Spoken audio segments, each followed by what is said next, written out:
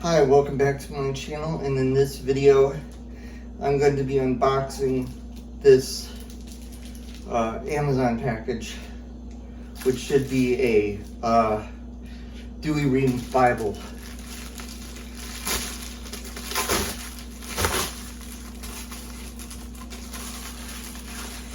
And it is. Alright. It's a paperback edition of the Douay-Rheims, published by St. Benedict Press. It's a paperback. Here, I'll come closer to the camera, or actually I'll do it like this and I'll zoom in post-production. Here's the front. Here's the spine. It says Holy Bible, Douay-Rheims, paper bound, St. Benedict Press. And then there's a thing slipped in here, and that gives a description of this edition of the Douay-Rheims. I'll read the back and tell you some of the features. This hand-sized paperback edition is perfect for home and personal use. The Douay-Rheims version of the Holy Bible translated between years 1582 and 1610. So that's before the King James Bible came out. That was while the King James Bible translators were working on their translation of the Bible. And revised by Bishop Richard Chandler from 1749 to 1752, is a Catholic Bible text hallowed by tradition. It was the only English language Catholic translation of Scripture commonly used for over 200 years, and it formed great saints and generations of faithful. Translated with profound respect for every word, the beautiful style of the Douay-Rheims Bible will instill in the reader a deeper understanding of the Word of God. Annotations, references, and a historical and chronological index make it convenient for study as well as meditation. Now I'll read you some of the features. The words of Christ that are printed in red, much like you'd find in a Protestant Bible. There's an elegant presentation and family records page. Fuller color maps of the Holy Land. Beautiful color paintings depicting the life of Christ.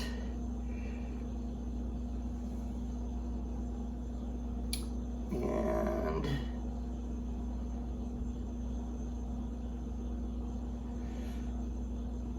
there's a sample of the text. It gives the website and the ISBN. I will do a close-up of the ISBN in the overhead part of the video. Let's see if I can open it without my tool. I had one of these back in like 2010 or so, back when I was in the LDS church. But then, I got a piece of plastic sticking me. At some point when I moved out of the town I grew up in, I needed to downsize my Bible collection, so I ended up donating it to charity, or to like a thrift store or something. Alright, I'll pull off that thing. Here's what the actual Bible looks like.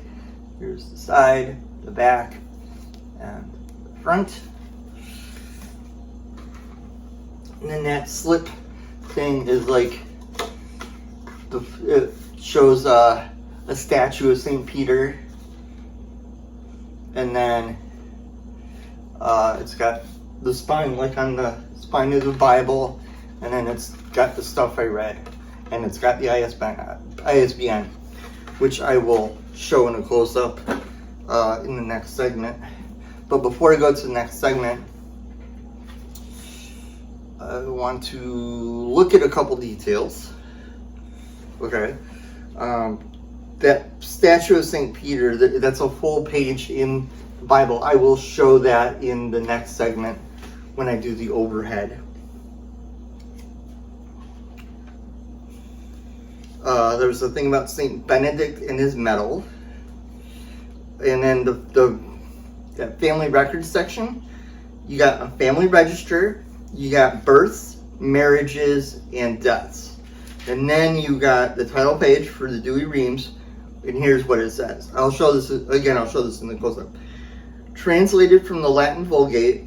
For non-Catholics, the Latin Vulgate was a translation done by St. Jerome in like the 5th century, using very early Hebrew, Greek, and Aramaic manuscripts. He is the last known person to have held the original copy of the Gospel of Matthew. Although he did not use that original of the Gospel of Matthew to do his translation, he did leave behind a description of it. Anyway, translated from the Latin Vulgate, diligently compared with the Hebrew, Greek, and other editions in diverse languages. The Old Testament was first published at the English College at Douay in 1609. The New Testament first published by the English College at Rheims in 1582.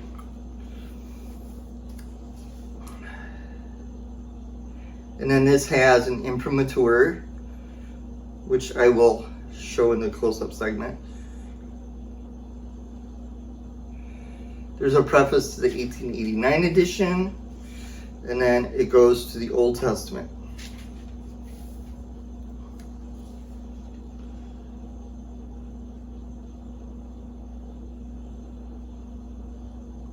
And it's got Chandler's footnotes, it's got cross-references, the print is of a decent size, it's got book introductions.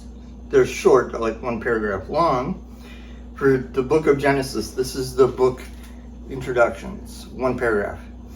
This book is called from its treating of the generation that is of the creation and the beginning of the world. The Hebrews call it Bereshit, from the word with which it begins. It contains not only the history of the creation of the world, but also an account of its progress during the space of 2,369 years, that is until the death of Joseph.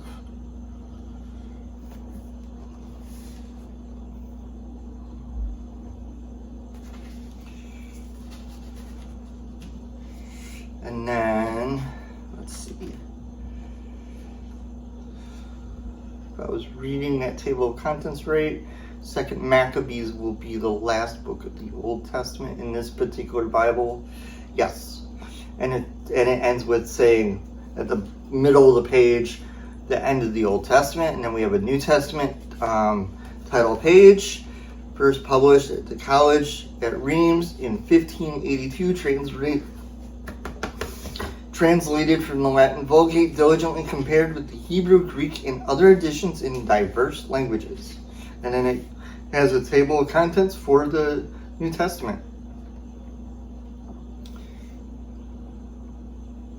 And I will go to the Sermon on the Mount, because that is where the most red letters should be. And it is, here is the end of chapter 5, all of chapter 6, and the beginning of chapter 7. I will try and zoom in on this, but in the overhead segment you'll be able to see it better. But yes, indeed, there is red letter, and it's actually a better red letter than I've seen in most Protestant Bibles, because I grew up Protestant. And I think the only other Catholic Bible I know of off the top of my head that has red letter, I believe, is the Great Adventure Bible. I could be wrong, but that's the only one I can think of off the top of my head. But I think this is a better looking red letter. I enjoy my Great Adventure Bible though. This is going to be fun. Let's see, is there anything after Revelation? Or oh, there is stuff after Revelation. Okay.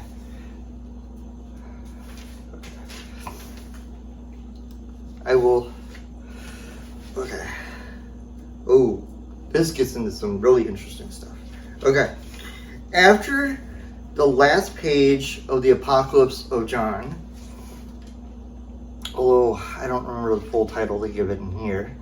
Anyway, after the Apocalypse, also known as the Book of Revelation, Then you get a historical and chronological index of the Old Testament, starting from the moment of creation,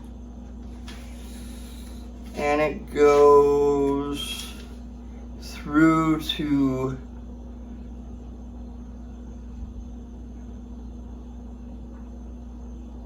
hold on, I'm trying to figure this out.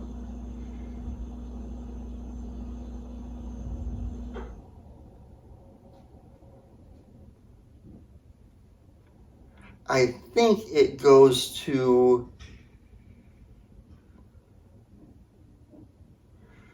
the Book of Maccabees. And then there's a historical and chronological index to the New Testament, starting with the birth of Jesus. And that goes... Wait, did I turn the wrong page? Hold on, I want to make sure I turned the right page here. 303, yep, I turned the right page. Then after that, there's a table of all the epistles and gospels for all Sundays and holidays throughout the year, and also of the most notable feasts in the Roman calendar. And then there's an order of the books of the Old Testament with number of their chapters. And then the order of the books of the New Testament with their proper names and number of chapters. And then there's a section of beloved Catholic prayers. And some of these are in some of the prayer books I have.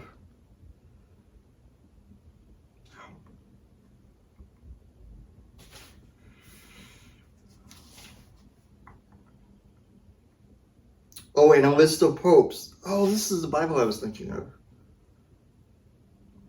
Yeah, okay. This list only goes as far as Pope Benedict XVI, so right before Pope Francis. So I'm wondering if eventually they'll do an updated list of popes at some point that will include our current pope.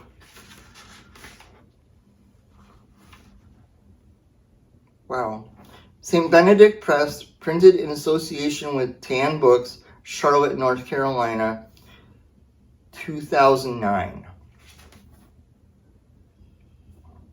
Really cool. Let's see. I want to see one last thing before we go to the next segment. Yes, it does something that I do like Bible's doing. It has the Old Testament have its own page numbers, and then the New Testament have its own page numbers. The chapter numbers are very easy to see. It's a 2-column text. Like I said, I'll be showing this in the next segment. It's a 2-column text, verse by verse format. The verse numbers are very easy to see, even when you get to the red letter. Yep, when they get to the red letter, the verse numbers stand out more because you have the red of the verse and then the black of the verse number.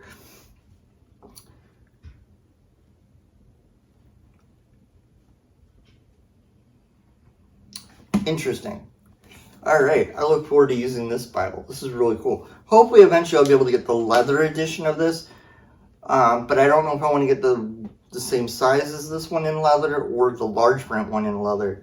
But yeah, this is really cool. I will see you in the next segment.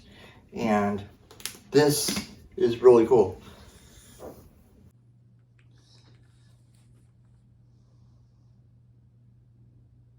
All right, now for a more close-up look at the Holy Bible Douay-Rheims version paperback edition from St. Benedict Press that I unboxed in the first segment. Here's what that slip-off cover looks like. It's got a picture of a statue of St. Peter holding the keys to the kingdom. And it says, "A Bible to be cherished for life, published in association with Tan Books." And then Holy Bible Douay-Rheims version, paper bound, St. Benedict Press. Here's a close-up of the ISBN. I will include a link to Amazon where I got this. I did not pay $34.95 for it. I paid about $24 before sales tax. And of course, because I used Amazon Prime, there was free shipping. And here's St. Benedict Press's website.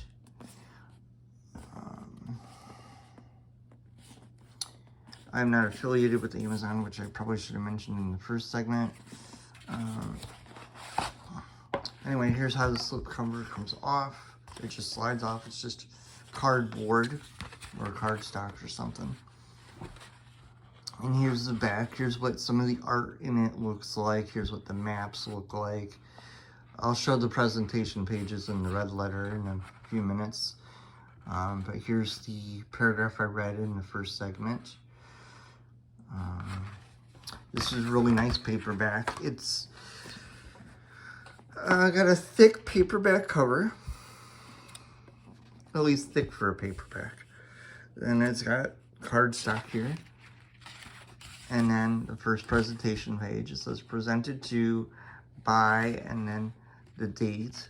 And it's a thicker paper. It's got like a texture to it, like a coating, I guess would be the way to say it. And then here's the full picture of that statue of St. Peter. Really cool looking statue. And then there's a Bible quote, and it tells you for the caption, statue of St. Peter, St. Peter's Square, Vatican City. Here's the title page. St. Benedict Press, the Holy Bible, Dewey Reams version. St. Benedict Press in association with Tan Books, Charlotte, North Carolina. Now, instead of the copyright page being right there, we get an article on St. Benedict and his medal. And then we get family register, births, marriages, and if I remember right, deaths is the next thing. But no baptisms, which I found interesting. Here's the actual paper title page, which I read in the first segment. And then we get to the copyright page. Now let's look at the copyright page a minute. And it's got ISBNs for the premium ultra soft burgundy, which is a imitation leather. The leather black, which is genuine leather. This is the paperback. There's a First Communion version and there's a Confirmation version. Both of those are hardcovers.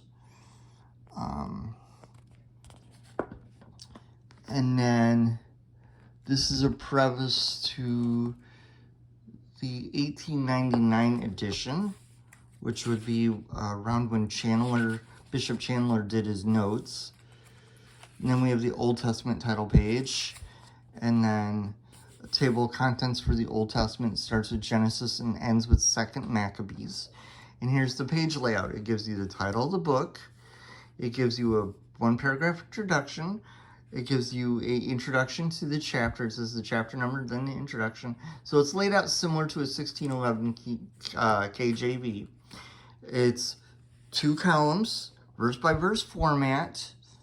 The verse numbers are big enough to notice real easy for following along if you're listening to like an audio version or someone is reading from it in like a Bible study or something. And then you got Chandler's notes down here. They're a slightly smaller font, but not by much. And then between Chandler's notes and the biblical text, you have a line between the biblical text and the cross references, then another line, and then you have the footnotes. The footnotes right here are for this column, and because there's a line dividing here, the footnotes here are for this column. Same for with the way the cross references are. Now, if I go to a poetical book of the Bible, it should be pretty much like the 1611 KJV, where it'll still be verse by verse. Let's go to... Yeah, here's a good example of Job, since Job is considered one of the poetic books of the Bible. You got the chapter number, the chapter introduction, and then it's verse by verse, and again, you still have Chandler's notes. I'll go to Psalms and show you what Psalms looks like. Here is Psalms. And then I will jump to the New Testament. Here we go. We'll go to the beginning of the New Testament.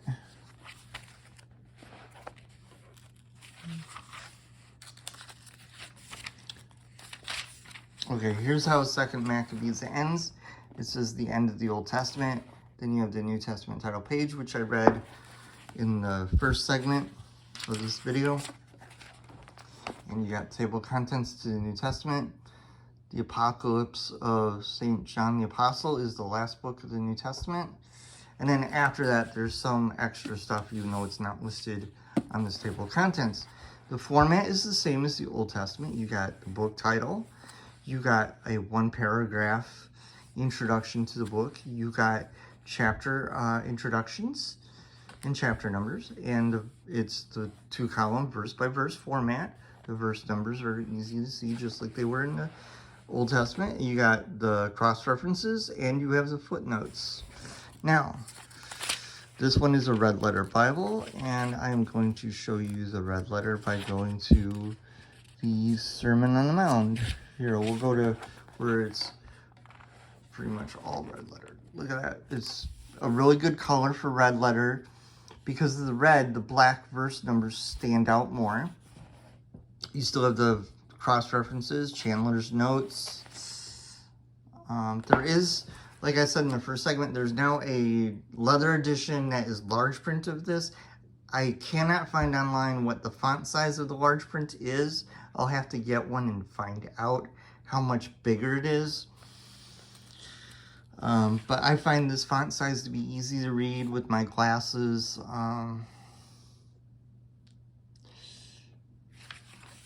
So I think it's really well laid out.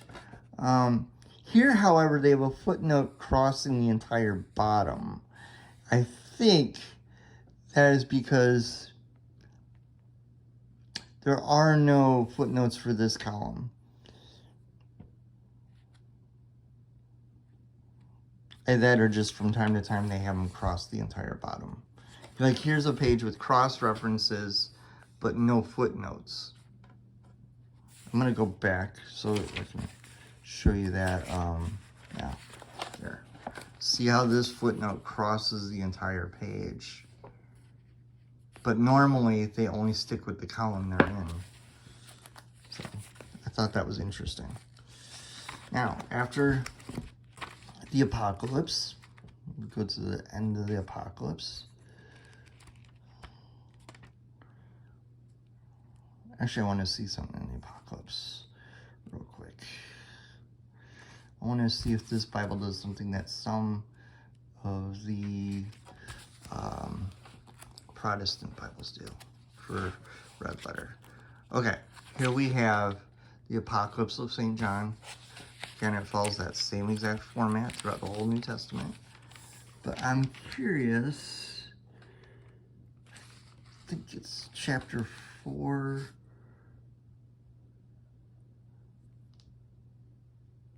Okay, there is no red letter there, but will there be red letter at the end of Revelation?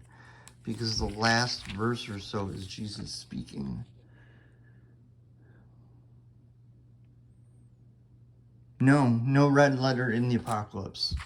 Interesting. Anyway, you got these historical and chronological indexes, which is really interesting. Like it gives dates, and then it lists who the patriarch is, and then it lists the event. So this is all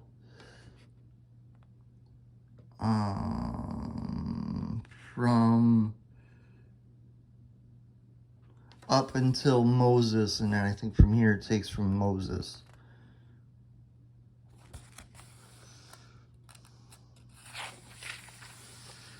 So then after that, we'll get to the New Testament one, because there's a New Testament index. can find it. Hold on.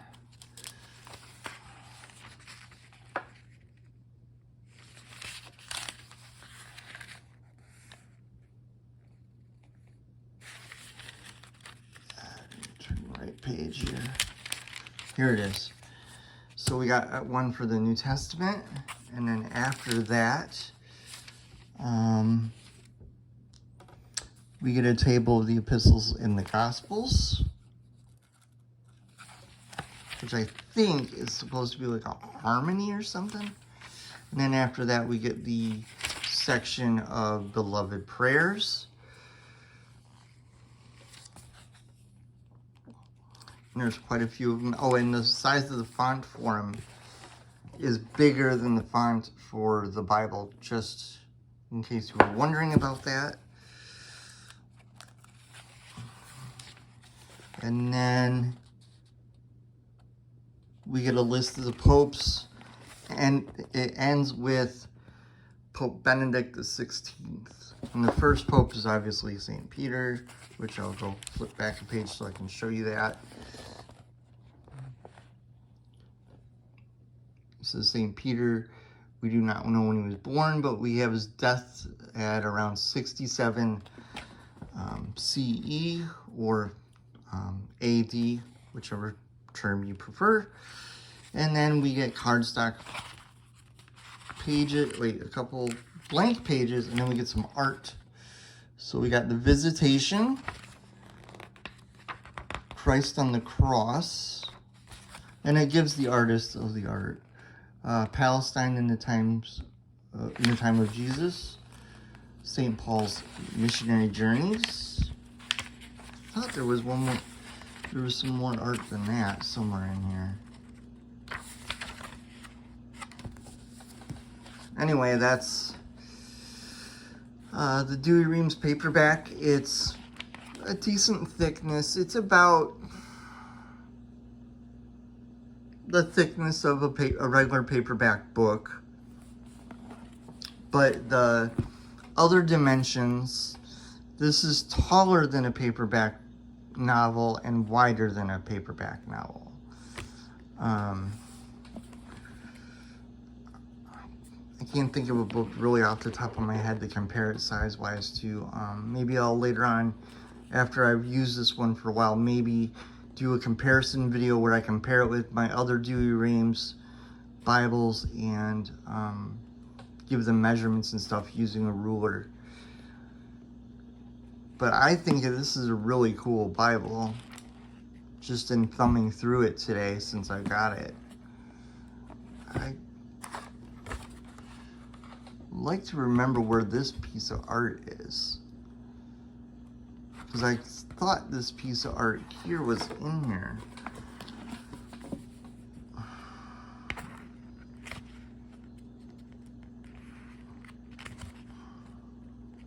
Anyway, I'll find it some other day. But yeah, St. Benedict Press is who this is published by, and you get it either on that St. Benedict Press website, or you can go on Tan Books website and get it. And the website for St. Benedict Press is this one right here, stbenedictpress.com. But I will include a link to Amazon, which is where I purchased this. But yeah, you can go to this website if you want to see what their price is. And you can also look up Tan Books, T-A-N in capital. And you should be able to find it. I would definitely say this is a Bible that is worth it for anyone who's interested in the history of the Bible in English. Also, especially for Catholics, because for us Catholics, this is essentially our King James. The whole thing was published 1 year before Protestants had their King James. So this is a very important part of Catholic history. And these footnotes date to around 1899, if I remember right. Or they were written earlier than that. I'll have to double check the life of Bishop Chandler to find out when these notes were written. But the notes I read are pretty interesting. For those that don't know, originally the KJV had hardly any footnotes, and that was part of the whole controversy of the Geneva Bible that led to the King James Bible. You can look up YouTube videos on the history of the King James Bible. But yeah, there are some footnotes in the King James Bible, and I think the notes in this are better, and there's more of them. The notes in this kind of remind me, stylistically at least, of the footnotes in the Geneva Bible.